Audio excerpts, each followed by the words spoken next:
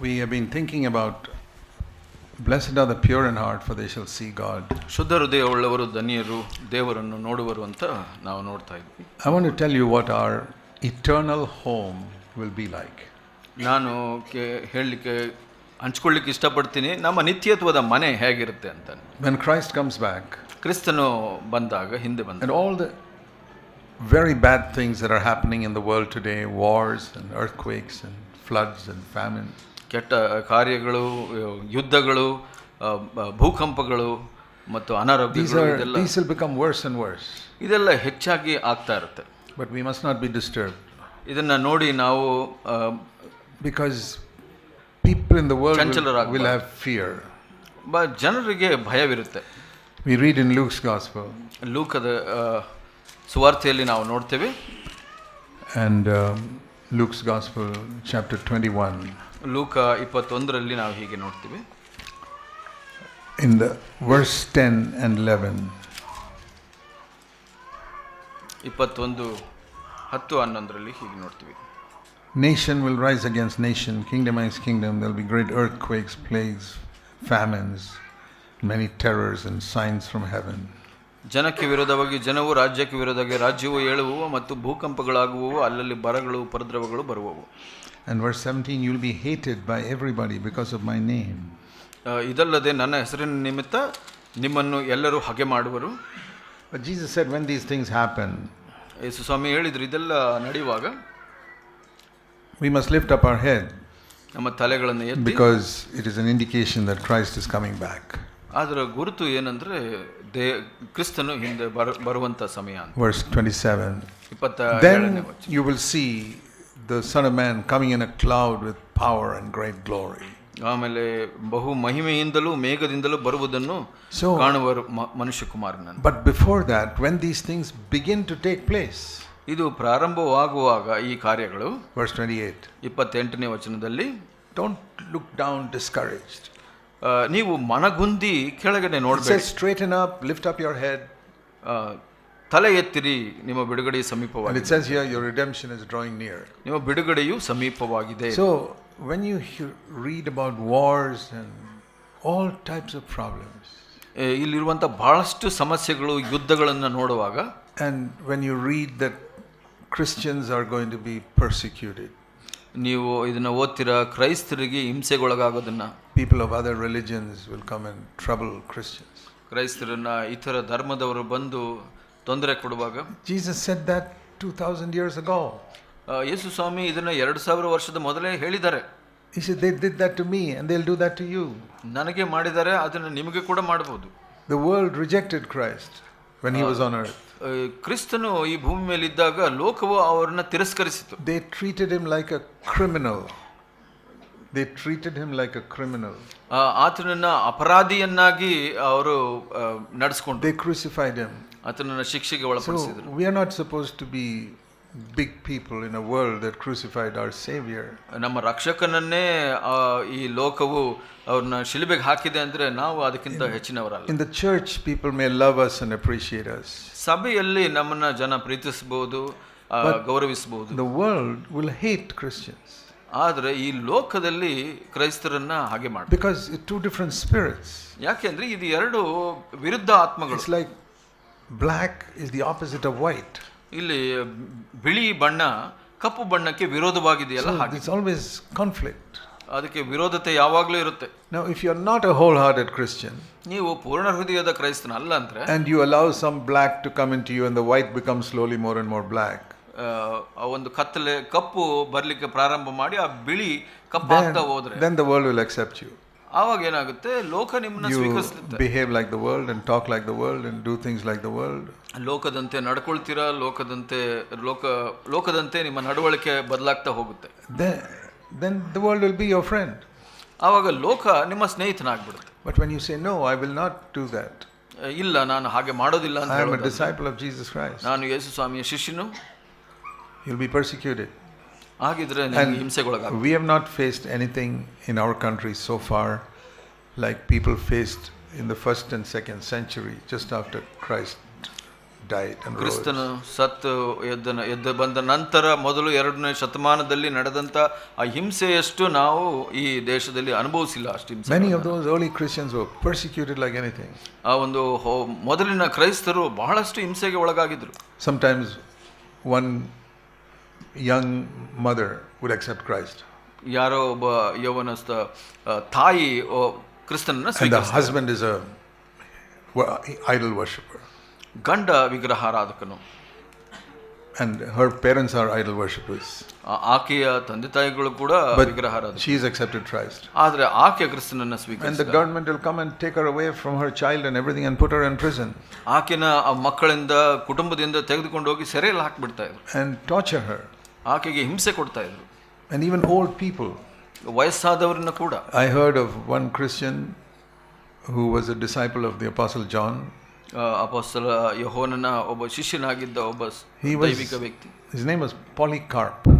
ಪಾಲಿಕಾರ್ಪ್ ಎಂಬಂತ from a very young age he had loved Jesus and given his heart to him. ಬಹಳಷ್ಟು ಯೌವನಸ್ಥ ವಯಸ್ಸಿನಿಂದ ಯೇಸು ಸ್ವಾಮಿನ when he was ಪ್ರೀತಿಸಿದ. 85 years old and he was a Christian leader, they arrested him. ಅವನು ಒಂದು ಕ್ರೈಸ್ತ ನಾಯಕನಾಗಿದ್ದನು. ಸುಮಾರು ಒಂದು 87 ವರ್ಷಗಳಾಗಿದ್ದಾಗ And they would take him before the magistrate, the judge. ಅಲ್ಲಿ ಒಂದು ನ್ಯಾಯಸ್ಥಾನದ ಮುಂದೆ ಕರೆದುಕೊಂಡು ಹೋದ್ರು. And the thing they would say is, say that Caesar, which is the name of the king there, Caesar is Lord. ಅಲ್ಲಿದ್ದಂಥ ರಾಜನ ಹೆಸರು ಸೀಸರನ್ನು ಅಂದ್ಬಿಟ್ಟು ಆ ಸೀಸರನ್ನು ಕರ್ತನು ಅಂತ ಹೇಳು. This man said Jesus is Lord. ಇಲ್ಲ, ಯೇಸು ಸ್ವಾಮಿ ಕರ್ತನು ಅಂತ ಹೇಳಿದನು. Yes, if you say that, we'll kill you. ಆ ಥರ ಹೇಳಿದ್ರೆ ನಿನ್ನ ಸಾಯಿಸ್ಬಿಡ್ತೀವಿ ಅಂತ ಹೇಳಿ. Say Caesar is the king is Lord. ಆ ಸೀಸರನ್ನು ಕರ್ತನು ರಾಜನು ಅಂತ ಹೇಳು ಅಂತ ಹೇಳ್ತಾ ಇದ್ರು. He said no. ಇಲ್ಲ ಅಂತ ಹೇಳಿದ್ರು. And he said, see, more than 80 years I've served my Savior. ಆತನು ಹೇಳಿದನು 80 ವರ್ಷಕ್ಕಿಂತ ಹೆಚ್ಚು ಸಮಯ ನಾನು ಕ್ರಿಸ್ತನನ್ನ ಸೇವೆ ಮಾಡಿದ್ದೀನಿ. He's only done good to me. ಆತನು ನನಗೆ ಒಳ್ಳೆಯದನ್ನೇ ಮಾಡಿದ್ದಾನೆ. How can I deny him now? ಇವಾಗ ಆತನನ್ನು ಹೇಗೆ ತಿರಸ್ಕರಿಸಿ? Caesar is Lord. No, Jesus Christ is Lord. ಯೇಸು ಸ್ವಾಮಿ ರಕ್ಷಕ. I will not say Caesar is Lord. ನಾನು ಸೀಸರನು ಕರ್ತನು ಅಂತ ಹೇಳುವುದಿಲ್ಲ. Jesus Christ is Lord. ಯೇಸು ಸ್ವಾಮಿ ಕರ್ತನು. And so they killed him. ನಂತರ ಆತನ Sometimes they would tie them to a pole and burn them. ಒಂದು ಕಂಬಕ್ಕೆ ಕಟ್ಟಿ ಸುಟ್ಟು ಹಾಕ್ಬಿಡ್ತಾ ಇದ್ರು. Sometimes they would chop off their head. ಅವರ ತಲೆಯನ್ನು ಕತ್ತರಿಸ್ತಾ ಇದ್ರು ಕೆಲವು. See, we have not seen such things in India so far. ನಾವು ಭಾರತದಲ್ಲಿ ಅಂಥದ್ದನ್ನು ನಾವು ಇನ್ನೂ ನೋಡಿಲ್ಲ. But those Christians, even young women and older men, they all stood faithful to the Lord. ಯೌವನಸ್ಥ ಮಹಿಳೆಯರು, ವಯಸ್ಕರಾದ ಗಂಡಸರು ಈ ಥರ ಎಲ್ಲ ಹಿಂಸೆಗಳನ್ನು ಅನುಭವಿಸಿದ್ರು. If we suffer a few little things because we are disciples of Jesus, it doesn't matter. ನಾವು ಕೆಲವು ಹಿಂಸೆಗಳನ್ನು ಯೇಸು ಕ್ರಿಸ್ತನಿಗಾಗಿ ಅನುಭವಿಸೋದಾದ್ರೆ ಅದು ಪರವಾಗಿಲ್ಲ. What we experience are like little mosquito bites. ನಾವು ಏನು ಅನುಭವಿಸ್ತಾ ಇದ್ದೀವಿ ಇವಾಗ ಅಂದ್ರೆ ಒಂದು ಚಿಕ್ಕ ಸೊಳ್ಳೆ ಕಚ್ಚಿದಾಗ, or ant bites. ಒಂದು ಇರುವೆ ಕಚ್ಚಿದಾಗ. Because mosquitoes sometimes give sickness, but ant bites. ಸೊಳ್ಳೆ ಕಚ್ಚಿದ್ರೆ ಒಂದೊಂದ್ಸಲ ತುಂಬಾ ಕಾಯಿಲೆ ಬರುತ್ತೆ. ಅಂದ್ರೆ ಇರುವೆ ಕಚ್ಚಿದ್ರೆ ಅವನು ಕಾಯಿಲೆ. That's nothing. ಅದು ಏನೂ ಅಲ್ಲ. They were eaten by lions. ಅವರು ಸಿಂಹಗಳಿಂದ ಕಡಿಯಲ್ಪಟ್ಟರು. So we must be bold. ನಾವು ಧೈರ್ಯವಾಗಿ say, Lord, give me the power of the Holy Spirit.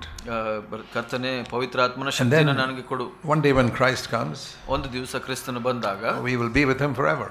ಆತನ ಜೊತೆ ನಿತ್ಯತ್ವಕ್ಕೂ ಇರ್ತೀವಿ. And all the sorrows we have gone through on earth will be forgotten. ಎಲ್ಲ ನಾವು ಕಷ್ಟಗಳನ್ನು ಅನುಭವಿಸಿದ್ದೆಲ್ಲ ಮರೆತು ಹೋಗ್ಬಿಡುತ್ತೆ. See, it says in Revelation 21. ಇಲ್ಲಿ ಪ್ರಕಟಣೆ 21ರಲ್ಲಿ ನಾವು ನೋಡೋಣ. It says there's a new heaven and a new earth will come. ಹೊಸ ಭೂಮಿ ಮತ್ತು ಹೊಸ ಆಕಾಶವಿರುತ್ತದೆ. Revelation 21 verse 1. 21 ನೂತನ ಆಕಾಶ ಮಂಡಲ, and the first earth is passed away. ಇಲ್ಲಿ ಮೊದಲಿದ್ದಂಥದ್ದು ಕಳೆದು ಹೋಯಿತು. And in the new earth there won't be any sea. ಅಲ್ಲಿ ಹೊಸ ಭೂಮಂಡಲದಲ್ಲಿ ಸಮುದ್ರ ಇರೋದಿಲ್ಲ. That's what it says here. ಇಲ್ಲಿ ಅದು ಹೇಳುತ್ತೆ. The sea is what separates us from another land. ಸಮುದ್ರ ಒಬ್ಬರನ್ನೊಬ್ಬರಿಂದ ದೂರ ಮಾಡುತ್ತೆ. But now there will be only the earth, no sea. ಅಲ್ಲಿ ಸಮುದ್ರ ಇರೋದಿಲ್ಲ, ಬರೀ ಭೂಮಂಡಲ ಇರುತ್ತೆ. We can move freely from one place to another. ಇನ್ನು ಒಂದು ಸ್ಥಳದಿಂದ ಇನ್ನೊಂದು ಸ್ಥಳಕ್ಕೆ ಸರಾಗವಾಗಿ ಹೋಗಬಹುದು. And then it says here that verse 3, God himself will dwell among his people. ದೇವರ ನಿವಾಸವು ಮನುಷ್ಯರಲ್ಲಿ ಇದೆ ಅಂತ ಹೇಳುತ್ತೆ, ಅವರೊಡನೆ ವಾಸಿಸುವನು. 3ನೇ ವಚನ. He'll wipe away, verse 4, all the tears from everybody's eyes. ಇನ್ನು ದುಃಖವಾಗಲಿ ಗೋಳಾಟವಾಗಲಿ ಇರುವುದಿಲ್ಲ ಅಂತ ಹೇಳುತ್ತೆ, ಕಣ್ಣೀರನ್ನೆಲ್ಲ ಒರೆಸಿ ಬಿಡುವನು. See, all of us, as long as we live in this earth, we have to cry for something or the other. ನಾವು ಈ ಭೂಮಿಯಲ್ಲಿ ಇರೋವರೆಗೂ ಯಾವುದಕ್ಕಾದ್ರೂ ನಾವು ಅಳುವಂತ ಕಣ್ಣೀರು ಸುರಿಸಬೇಕಾಗುತ್ತೆ. We cry sometimes out of pain in our body. ಶರೀರದಲ್ಲಿರೋ ನೋವಿಗಾಗಿ ನಾವು ಅಳಬೇಕಾಗುತ್ತೆ. We cry when some loved one is seriously sick or dies. ಪ್ರೀತಿ ಯಾರನ್ನ ನಾವು ಪ್ರೀತಿಸ್ತೀವಿ ಅವರು ಅಸ್ವಸ್ಥರಾಗಿದ್ರೆ ಅಥವಾ ಸತ್ರೆ ಅದಕ್ಕಾಗಿ ಅಳ್ತೀವಿ. This world is a world of tears. ಈ ಲೋಕ ಕಣ್ಣೀರಿನಿಂದ ತುಂಬಿದ ಲೋಕವಾಗಿದೆ. Many sorrows. ಬಹಳಷ್ಟು ಕಣ್ಣೀರು. Not only poor people, rich people also have many tears. ಬಡವರು ಮಾತ್ರ ಅಲ್ಲ, ಶ್ರೀಮಂತರು ಕೂಡ ದುಃಖ ಪಡ್ತಾರೆ. But when Jesus comes back, ಆದರೆ ಯೇಸು ಸ್ವಾಮಿ ಬಂದಾಗ He will wipe away the tears from our eyes. ನಮ್ಮ ಕಣ್ಣೀರನ್ನೆಲ್ಲ ಒರೆಸಿ ಬಿಡುವನು. There'll no longer be any death. ಅಲ್ಲಿ ಸಾವು ಇರೋದಿಲ್ಲ, ಮರಣವಿರುವುದಿಲ್ಲ. There'll no longer be any mourning or crying or pain. ಅಲ್ಲಿ ದುಃಖವಾಗಲಿ ಗೋಳಾಟವಾಗಲಿ ಕಷ್ಟವಾಗಲಿ ಇರುವುದಿಲ್ಲ. All this is in this earth: mourning, crying, pain, death. ಇಲ್ಲಿ ದುಃಖ, ಗೋಳಾಟ, ಕಷ್ಟ, ಸಾವು, ಮರಣ ಇದೆಲ್ಲ ಈ ಭೂಮಿಯಲ್ಲಿ ಇರುವಂತದ್ದು. It's all passed away. ಅದೆಲ್ಲ ಹೋಗ್ಬಿಡುತ್ತೆ. And the Lord says in verse 5, I'm making everything new. ನಾನು ಎಲ್ಲವನ್ನೂ ಹೊಸದು ಮಾಡುತ್ತೇನೆ. 5ನೇ ವಚನ. And then it says in verse 7 concerning us, if we overcome, God says, I will be his God and he will be my son. ಯಾರು ಜಯ ಹೊಂದುವನು ನಾನು ಅವನಿಗೆ ದೇವರಾಗಿರುವನು ಮತ್ತು ಅವನು ನನ್ನ ಮಗನಾಗಿರುವನು ಅಂತ ಹೇಳುತ್ತೆ. And then you go to chapter 22. 22ನೇ ಅಧ್ಯಾಯದಲ್ಲಿ ನಾವು ನೋಡ್ತೀವಿ. It says in verse 3, 3ನೇ ವಚನ, there'll no longer be any curse. ಇನ್ನು ಶಾಪಗ್ರಸ್ತವಾದದ್ದು ಒಂದೂ ಇರುವುದಿಲ್ಲ. The throne of God and the lamb will be there. ಅಲ್ಲಿ ಪಟ್ಟಣದಲ್ಲಿ ದೇವರ ಮತ್ತು ಯಜ್ಞದ ಕುರಿಯಾದತನ ಸಿಂಹಾಸನವಿರುವುದು. The lamb means Jesus Christ. ಯಜ್ಞದ ಕುರಿಯಾದತನ ಅಂದ್ರೆ ಯೇಸು ಸ್ವಾಮಿ. He died as a sacrifice for our sins. ನಮ್ಮ ಪಾಪಗಳಿಗಾಗಿ ಆತನು ಯಜ್ಞವಾಗಿ. He is called the lamb because we'll always remember he died for our sins. ಆತನ ಕುರಿಯಾದತನು ಅಂತ ಯಾಕೆ ಕರಿತೀವಿ ಅಂದ್ರೆ ಆತನು ನಮ್ಮ ಪಾಪಕ್ಕಾಗಿ ಸತ್ತವನಾದನು. You know, the Bible says that when Christ comes again, ದೇವರ ವಾಕ್ಯ ಹೇಳುತ್ತೆ ಕ್ರಿಸ್ತನು ಮತ್ತೆ ತಿರುಗಿ ಬಂದಾಗ we will get a new body. ನಮಗೆ ಹೊಸ ಶರೀರವು ಸಿಗುತ್ತದೆ. Philippians chapter 3. Philippi 3 and verse 20 and 21. 20-21ರಲ್ಲಿ ನಾವು ಅದನ್ನ ನೋಡ್ತೇವೆ. Our citizenship is in heaven, from which we eagerly wait for our Savior, the Lord Jesus Christ. ಯೇಸು ಕ್ರಿಸ್ತನ ಅಲ್ಲಿಂದ ರಕ್ಷಕನಾಗಿ ಬರುವುದನ್ನು ಎದುರು ನೋಡುತ್ತಾ ಇದ್ದೇವೆ. ಪರಾಕ್ರಮಶಾಲಿಯಾಗಿ ನಮ್ಮನ್ನು ದೇಹವನ್ನು ರೂಪಾಂತರಿಸುವನು ಅಂತ ಅಂದ್ಬಿಟ್ಟು. And then when he comes, ಆತನು ಬಂದಾಗ verse 21, he will change our body of our humble state into the body of his, like the body of his glory. So ಅವನು ಬಂದಾಗ ದೀನಾವಸ್ಥೆಯುಳ್ಳ ನಮ್ಮ ದೇಹಗಳು ರೂಪಾಂತರ ಪಡಿಸಿ ಪ್ರಭಾವವುಳ್ಳ ತನ್ನ ದೇಹದ ಸಾರೂಪ್ಯವನ್ನಾಗಿ ಮಾಡುವನು. You remember when Jesus rose up from the dead? ನಿಮಗೆ ನೆನಪಿದೆಯಾ ಯೇಸು ಸ್ವಾಮಿ ಸತ್ತವನಿಂದ ಎದ್ದಾಗ? He could pass through a wall. ಆತನು ಒಂದು ಗೋಡೆಯಿಂದ ಹಾದು ಹೋಗ್ತಾ ಇದ್ದಾನೆ. And suddenly go away to some other place. ತಕ್ಷಣ ಇನ್ನೊಂದು ಸ್ಥಳಕ್ಕೆ ಹೋಗ್ಬಿಡ್ತಾ ಇದ್ದಾನೆ. Now we can't pass through the wall with this body. ಈ ಶರೀರದಲ್ಲಿ ನಾವು ಈ ಗೋಡೆಯಿಂದ ಹಾದು ಹೋಗ್ಲಿಕ್ಕೆ ಸಾಧ್ಯವಿಲ್ಲ. And we can't fly away. ನಾವು ಹಾರಿ ಹೋಗ್ಲಿಕ್ಕೆ ಸಾಧ್ಯವಿಲ್ಲ. We have to walk. ನಾವು ನಡೆದು ಹೋಗ್ಬೇಕು. But the new body that we'll get when Jesus comes back, ಯೇಸು ಸ್ವಾಮಿ ಮತ್ತೆ ಬಂದಾಗ ನಮಗೆ ಸಿಗುವಂತ ಹೊಸ ದೇಹ, we'll be able to fly, we'll be able to pass through walls, ಗೋಡೆಯನ್ನು ಹಾದು ಹೋಗ್ಬೋದು, ನಾವು ಹಾರಿ ಹೋಗ್ಬೋದು. and we'll never get sick. ನಾವು ಯಾವತ್ತೂ ಕಾಯಿಲೆ ಬರೋದಿಲ್ಲ. There'll be no blood in that body. ಆ ಶರೀರದಲ್ಲಿ ರಕ್ತನೇ ಇರೋದಿಲ್ಲ. It'll only be flesh and bones. ಮಾಂಸ ಮತ್ತು ಮೂಳೆ ಇರುತ್ತೆ. And all sicknesses will be taken away. ಎಲ್ಲ ಒಂದು ಕಾಯಿಲೆಗಳು ಅಸ್ವಸ್ಥತೆ ತೆಗೆಯಲ್ಪಡುತ್ತೆ, ರೋಗಗಳು. You won't recognize me when you see me there. ಅಲ್ಲಿ ನೀವು ನನ್ನನ್ನು ನೋಡಿ ಪರಿಚಯ ಸಿಗೋದಿಲ್ಲ ನಿಮಗೆ. You see, is this Zach Punan? ಇವರು ಜಾಕ್ ಪುನನ್ ಅಂತ ಕೇಳಿ. His hair is black, he's not wearing glasses, and ಅಲ್ಲಿ ಸ್ಪೆಕ್ಸ್ ಹಾಕೋದಿಲ್ಲ, ಕತ್ಲೆ ಕೂದಲೆಲ್ಲ ಕಪ್ಪಾಗಿರುತ್ತೆ. he's got plenty of hair. ಇನ್ನೂ ಹೆಚ್ಚು ಕೂದಲಿರುತ್ತೆ. Because my body will be like Jesus Christ. ಯೇಸು ಸ್ವಾಮಿಯ ಶರೀರದಂತೆ ನನ್ನ ಶರೀರ. And yours also. ನಿಮ್ಮದು ಕೂಡ. I think we will recognize each other by our faces. ನಮ್ಮ ಮುಖವನ್ನು ನೋಡಿ ಗುರುತು ಸಿಗ್ಬೋದು ಒಬ್ಬರದ್ದು. You'll see who your brother was, who your wife was, who your husband was. ಯಾರು ಸಹೋದರ, ಯಾರು ಹೆಂಡತಿ, ಯಾರು ಸ್ನೇಹಿತನು ಅಂತ. But all sickness will go. ಎಲ್ಲ ಕಾಯಿಲೆಗಳು ಹೋಗ್ಬಿಡುತ್ತೆ. See, wearing glasses is a sickness. Baldness is a sickness. ಇಲ್ಲಿ ತಲೆ ಕೂದಲು ತಲೆ ಬೋಳಾಗಿರುವಂತದ್ದು ಅಥವಾ ನಾವು ಸ್ಪೆಕ್ಸ್ ಹಾಕುವಂತದ್ದು ಒಂದು It'll ರೋಗ. all go. We'll be healthy. ನಾವು ಅದೆಲ್ಲ ಹೋಗ್ಬಿಡುತ್ತೆ, ನಾವು ಆರೋಗ್ಯವಾಗಿರ್ತೀವಿ. We'll never get sick for eternity. ನಿತ್ಯತ್ವದಲ್ಲಿ ಯಾವತ್ತೂ ನಾವು ಅಸ್ವಸ್ಥರಾಗುವುದಿಲ್ಲ. It's wonderful to look forward to that.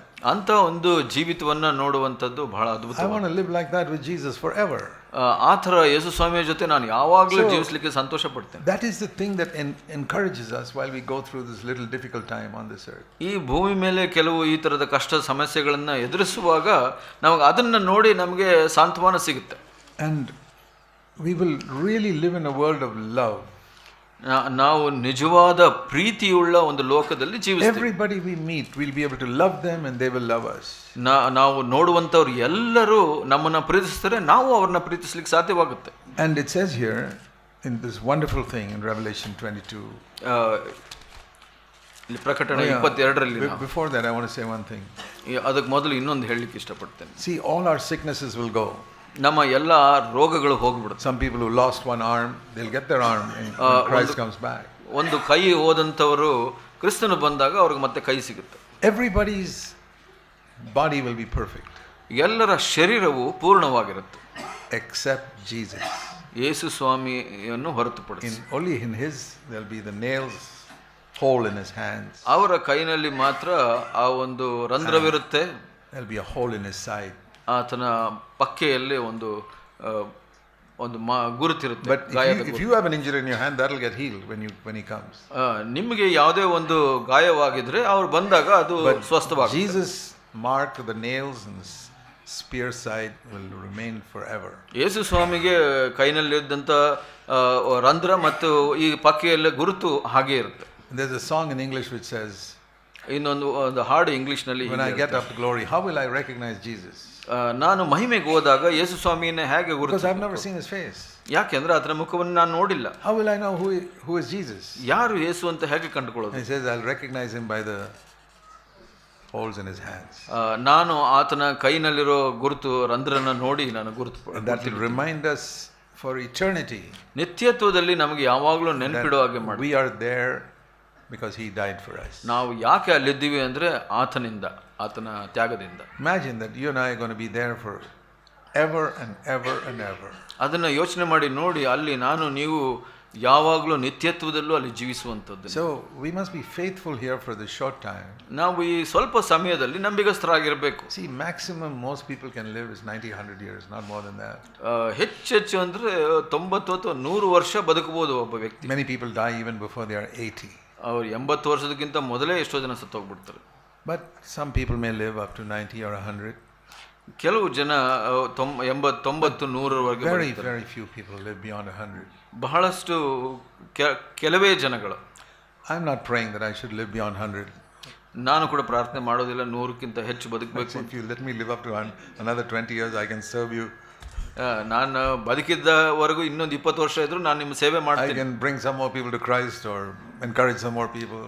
ಇನ್ನೂ ಹೆಚ್ಚು ಜನರನ್ನ ಕ್ರಿಸ್ತನ ಕಡೆಗೆ ಕರೆದುಕೊಂಡು ಬಂದು ಪ್ರೋತ್ಸಾಹನ ಮಾಡಲಿಕ್ಕೆ ಆಸೆ ಪಡ್ತೀನಿ. Otherwise I'd rather go and be with Christ than live in this rotten old earth. ಈ ಒಂದು ಕೆಟ್ಟ ಲೋಕದಲ್ಲಿ ಬದುಕೋದಕ್ಕಿಂತ ಯೇಸು ಸ್ವಾಮಿ ಹತ್ರ ಇರೋದು ಬಹಳ ಉತ್ತಮ ಅನ್ಕೊಂತೀನಿ. I say, if I live here, Lord, it's only to help other people, no other reason. ನಾನು ಇಲ್ಲಿ ಬದುಕಿದ್ರೆ ಕರ್ತನೆ ಇನ್ನೊಬ್ಬರನ್ನು ಸಹಾಯ ಮಾಡ್ಲಿಕ್ಕೆ ಅಷ್ಟೇ, ಬೇರೆ ಏನು ನನಗೆ ಉದ್ದೇಶ ಇಲ್ಲ. I'm not interested in anything here. ಬೇರೆ ಯಾವುದರಲ್ಲೂ ನನಗೆ ಆಸಕ್ತಿ ಇಲ್ಲ. But we don't live beyond a certain age.